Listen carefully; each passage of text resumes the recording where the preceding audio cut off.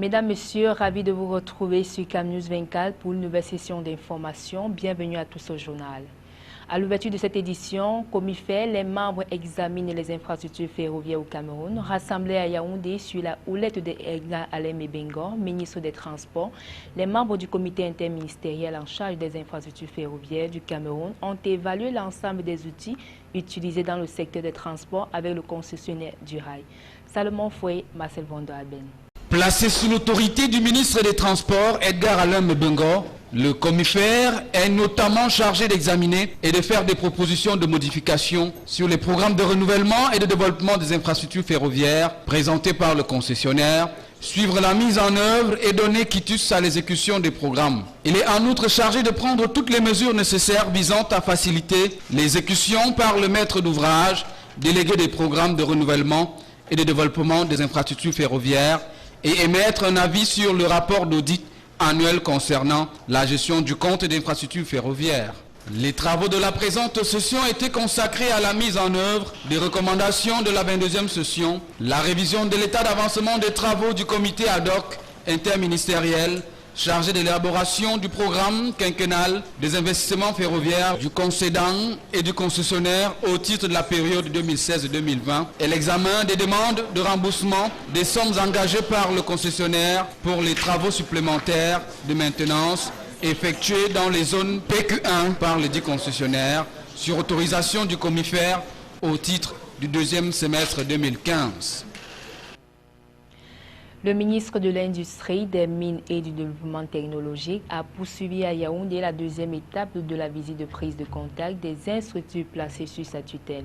Ernest Mouamboubou a été chaleureusement accueilli à l'Agence des normes et de la qualité. Le point avec Daniel Atangana. 3 temps forts ont constitué le passage du ministre de l'Industrie, des Mines et du Développement technologique à l'Agence des normes et de la qualité ce vendredi 8 janvier 2016. Son accueil à l'entrée des locaux de la Nord a été assuré par le directeur général de cette structure, Charles Botowangon, qui était pour la circonstance entouré de ses plus proches collaborateurs. La séance de travail d'une durée de 30 minutes avait pour cadre la salle de réunion de l'Agence des normes et de la qualité. Au cours de celle-ci, l'on a eu droit à 2 interventions. Le mot de bienvenue du directeur général de la Nord, Charles Botowangon, a saisi cette occasion pour présenter à son hôte du jour, le ministre Ernest Mouamboubou, les missions de l'établissement qu'il dirige, ses réalisations, les chantiers en cours et bien évidemment les difficultés rencontrées sur le terrain. Entre l'élaboration et l'homologation des normes, l'évaluation de la conformité et la promotion du label qualité, la Nord est confrontée à des difficultés d'ordre financier et l'absence d'une culture normative dans le quotidien des Camerounais. Des difficultés auxquelles le gouvernement prête une oreille attentive avec certains projets en cours de mise en œuvre. Il s'agit entre autres du programme d'évaluation de la conformité des marchandises avant leur embarquement vers le territoire camerounais et la taxe sur le contrôle de la qualité. Nous allons intensifier cette communication sur ce que nous faisons. Il y a de vastes projets qui sont mis en place, qui vont voir le jour en 2016 et qui vont contribuer à répondre aux sollicitations des uns et des autres concernant ce que la Nord peut faire pour améliorer le bien-être des Camerounais. À la suite de cet exposé, le ministre Ernest Mouamboubou a prodigué quelques conseils au top management de la Nord. Ceux-ci tournaient autour de l'intensification de la sensibilisation, l'accompagnement dans la mise en place d'une véritable industrialisation. Le ministre de l'Industrie a également demandé au directeur général de la Nord d'informer régulièrement sa tutelle technique des obstacles qui entravent le bon fonctionnement de cette entreprise. Il a terminé son propos en lançant un vibrant appel à l'ensemble du personnel de la Nord sur la nécessité de tirer les bienfaits du dernier message du chef de l'État en ce qui concerne l'amélioration du climat des affaires au Cameroun. La visite du ministre Ernest Mouamboubou dans les locaux de la Nord s'est achevée par une photo des familles. Le directeur général du Fonds monétaire international a bouclé sa visite en terre camerounaise hier par une série d'activités dans la capitale économique Douala. Christine Lagarde a rencontré une douzaine de femmes leaders camerounaises. Ensuite, elle a échangé avec les représentants des opérateurs économiques du Cameroun. Enfin, la patronne du FMI est allée remettre un don de 4,5 milliards à l'association Main dans la main au quartier Bonamoussadi. Mais un peu plus tôt à Yaoundé, Christine Lagarde a parlé du financement des infrastructures en Afrique centrale. C'était au cours du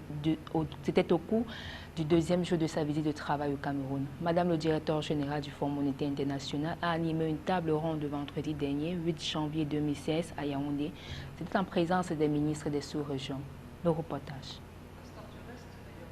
Financement des infrastructures, c'est le thème de la table ronde que Christine Lagarde, la directrice générale du FMI, a animé ce vendredi à Yaoundé devant plusieurs membres du gouvernement et un partenaire impressionnant de personnalités du microcosme économique de la sous-région et notamment les ministres des Finances de l'Afrique centrale. De l'avis du numéro 1 du Fonds monétaire international, les économies de la sous-région sont en proie à un choc pétrolier du fait de la chute du prix du baril à l'international, doublé d'un choc sécuritaire suite aux activités néfastes de Boko Haram, sans oublier l'instabilité sociopolitique observée dans certains États de cette terre géographique. Toutes choses qui rendent difficile la consolidation d'une croissance durable et inclusive au moyen de la mise en place des infrastructures porteuses d'une meilleure plus-value.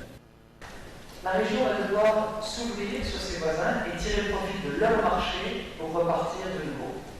Il y a à mon sens 3 priorités. Dépenser mieux, ça c'est la politique budgétaire et la discipline qui doit être appliquée.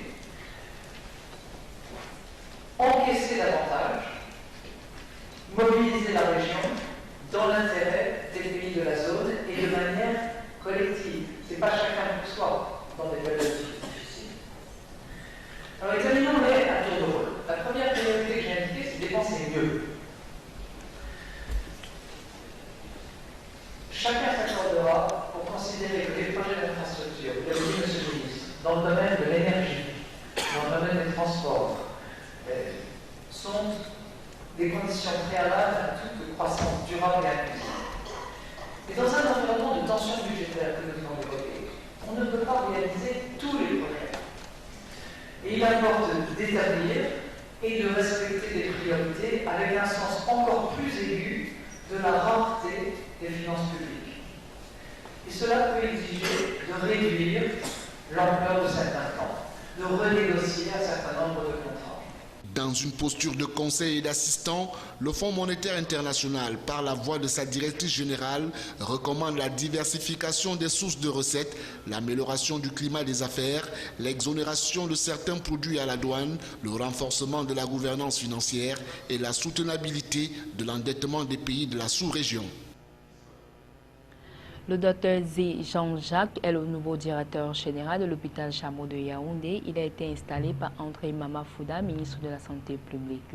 Il a été prescrit au nouveau patron des lieux, professionnalisme et dévouement dans l'accomplissement de ses nouvelles fonctions. Reportage. Spécialiste des maladies respiratoires, le nouveau directeur général de l'hôpital Chameau de Yaoundé est un pur produit de l'ex-centre universitaire des sciences et de la santé, promotion 1993. Professionnel chevronné, il a tour à tour sauvé des vies humaines dans plusieurs formations sanitaires à Eligomfomo, Sa et Obala. Avant sa nomination, couronnement d'un service bien fait. Le docteur Jean-Jacques Zeu, puisqu'il s'agit de lui, revient dans une maison qu'il connaît très bien, y ayant servi de 1998 à 2002. Les attentes sont donc légitimes. Malades les plus primitifs, une expression de reconnaissance infinie. J'ai cru que la santé était précieuse et qu'on pouvait donner la sienne pour le don des autres. Puis j'ai cru cela, j'ai souhaité de vouer ma vie pour les autres, de faire du bien pour le bien et de mourir à la tâche. Ça, c'est le docteur Jabou qui le disait. Et à mon tour, j'essaierai d'imiter cette illustre personnalité française qui a beaucoup fait pour le Cameroun.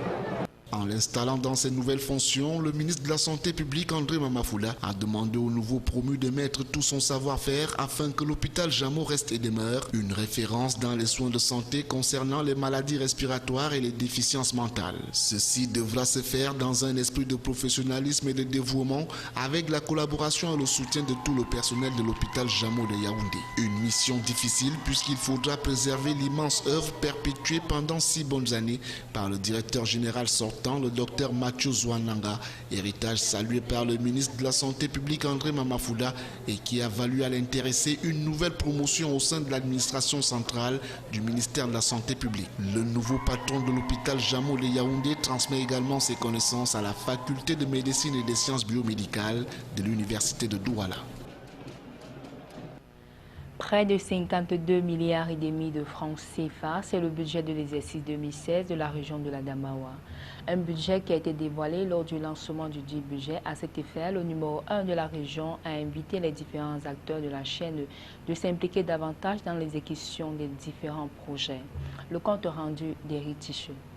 Le gouverneur de la région de l'Adamawa, avec à ses côtés les responsables régionaux des ministères des marchés publics, des finances, de l'économie et de l'aménagement du territoire, a dévoilé le contenu de l'enveloppe à investir dans la région pour l'exercice budgétaire 2016. Ce jeudi 7 janvier, à la salle des réunions du lycée classique et moderne de Gaoundéré, les responsables régionaux et les élus locaux ont découvert que 52 milliards 391 millions 957 014 francs CFA étaient mises à leur disposition pour investir et faire fonctionner les démembrements des institutions de l'État dans l'Adamawa. Une enveloppe largement au-dessus de celle de l'année dernière qui s'élevait à hauteur de 14 milliards de francs CFA, soit une augmentation de plus de 38 milliards de francs CFA. Le budget 2016 sera mieux géré parce qu'il y a eu des innovations qui ont été apportées et que les gestionnaires de crédit ont été carrément édifiés. Au cours de la double cérémonie de lancement du budget 2016 et du processus de passation des 10 marchés, le gouverneur a voulu être clair à l'endroit des gestionnaires des crédits des deniers publics. À cet effet, il a invité les parties prenantes à être efficientes dans la gestion de cette enveloppe, bien entendu au bénéfice des populations. Pour Kaldadi Boukar, il était question de jeter les bases indispensables à l'atteinte d'un objectif important qui passera par l'amélioration des performances des services d'assiette, la simplification des services administratifs, l'amélioration des climats d'affaires. Il n'a pas manqué de mettre en garde ces agents de l'État qui se livrent à la corruption et à l'entretien du flou dans le processus de passation des marchés. Les assises ont permis à ces acteurs de la dépense publique de découvrir les motivations apportées par la nouvelle circulaire sur l'exécution du budget de l'État 2016. Coupe du monde féminine entrée en matière réussie pour les Lions indomptables du Cameroun. Elles se sont imposées face à l'équipe éthiopienne hier 9 janvier sur un score de 2-1. La confrontation entre les deux formations a eu lieu au stade de la réunification de Douala. Michel Ateba, Josué Nganga.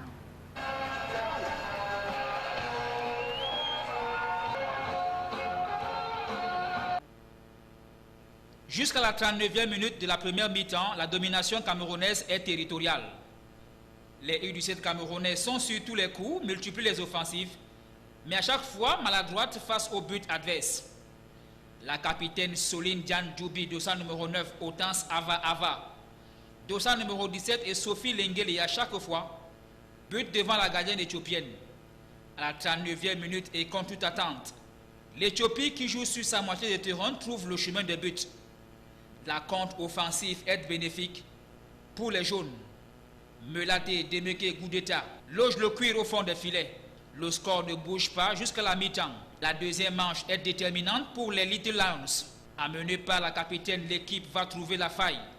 À la 60e minute, la faute de main en pleine surface de réparation éthiopienne donne droit à un pénalty. Soline Djoubi le transforme. C'est l'égalisation. L'équipe camerounaise, poussée par son public, trouve à nouveau le chemin des filets à la 76e minute. Soline Diane Djoubi délivre sa sélection nationale. Son doublé est magnifique. Dans 2 semaines à Addis Abeba, il va falloir préserver cet acquis de 2-1.